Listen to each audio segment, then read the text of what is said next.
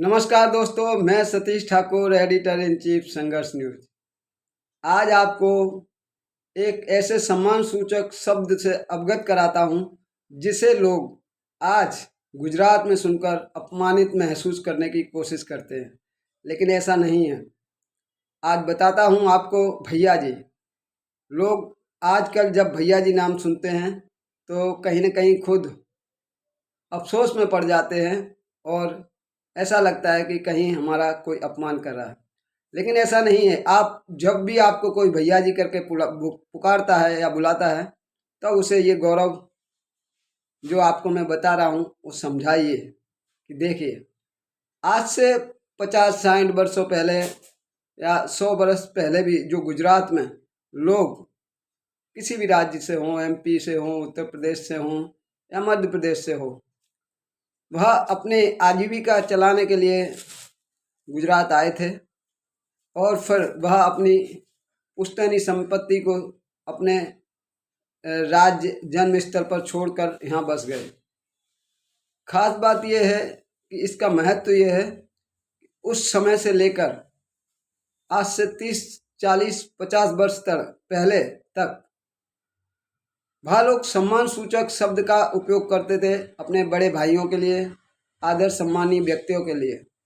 जैसे उत्तर प्रदेश में आज भी मध्य प्रदेश में बड़े भाई को भैया करके बुलाया जाता है, पुकारा जाता है।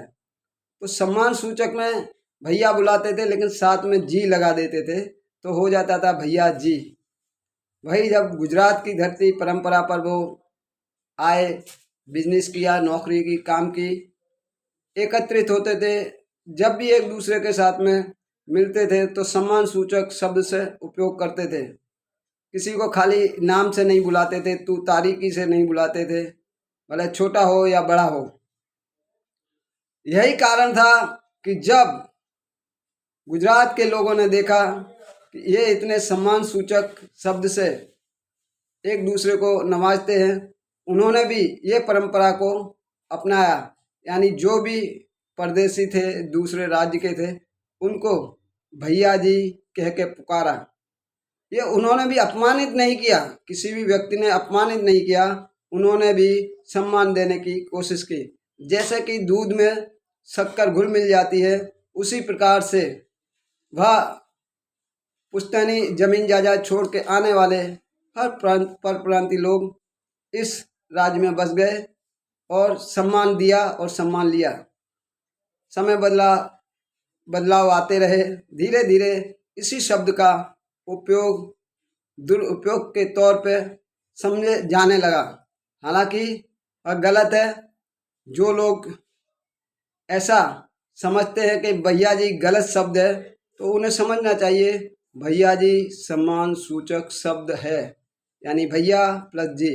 जिस प्रकार से गुजरात में सूरत के आगे अगर आप जाते हैं तो दादा कहने से संबोधित किया जाता है, केम छो दादा, शू करो सो दादा। इसका मतलब दादाजी से नहीं है, लेकिन वहाँ या दूसरे राज्यों में भी, जैसे अदर राज्यों में भी बड़े भाई को भी दादाजी कहा जाता है, दादा कहते हैं दादा, तो वो भाई को भी कहीं कहीं दादा कहता। तो ये गुजरात में भी इस प्रकार का था, तो वहाँ दादा कह के बुलाया। जब वह सूरत के या इस तरफ के लोग कहीं दूसरे शहर में जाते हैं, अहमदाबाद, राजकोट, बड़ौदा, उनकी हैबिट होती है दादा कह के। ऐसे ही मेरे एक पत्रकार साथी मित्र थे, और जब प्रथम बार मेरे से मिले, उनकी दादा करके बोलने की आदत थी।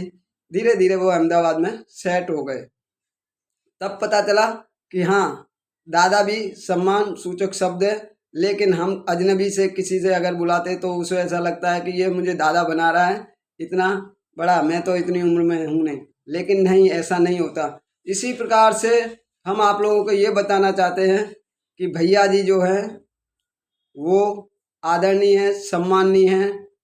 जिस प्रकार से सम्मान गुजरात के लोगों ने दिया भैया जी कहकर, उसी प्रकार उस सम्मान को स्वीकार करना चाहिए, गौरव प्राप्त करना चाहिए और गर्व लेना चाहिए। और जो आपको भैया जी कहकर अपमानित करने की कोशिश करता है, उसे ये बात समझाइए, तब उसे पता चलेगा कि नहीं, सच में ये सम्मान सूचक शब्द है और आपको गौरव प्राप्त हो रहा है।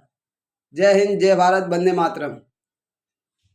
आपको निराश होने की ज़रूरत नहीं है और हर्षोल्लास के साथ कहना चाहिए कि हमने बहुत गौरव प्राप्त किया है, जो उत्तर प्रदेश, मध्य प्रदेश और दूसरी राज्यों की धरती से आकर हमने सम्मान सूचक शब्द को इतना उच्च स्तर तक लाया है, जो आज भी सम्मान से लोग हमको भैया तो कहते हैं, जी भी लगाते हैं, तो कह हो गया भैया जी। तो आपके लिए सम्मान सूचक शब्द है, घबराए नहीं। और अगर कोई आपको बुलाता है तो बट के साथ में कहिए जी हाँ, मैं हूँ आपका भैया, और जी आपने लगाया उसके लिए आपका मैं तहे दिल से सम्मान करता हूँ। जी नमस्कार, जय हिंद, जय भारत, वंदे मातरम। अगर आपको अच्छा लगता है तो ज़्यादा से ज़्यादा शेयर कीजिए, ताकि किसी भी परप्रांतीय को ग्लानि महसूस ना हो इस शब्द से। और इस शब्द को अब इतना बढ़ाइए कि लोग भैया जी कहने पर गर्व महसूस करें। नमस्कार।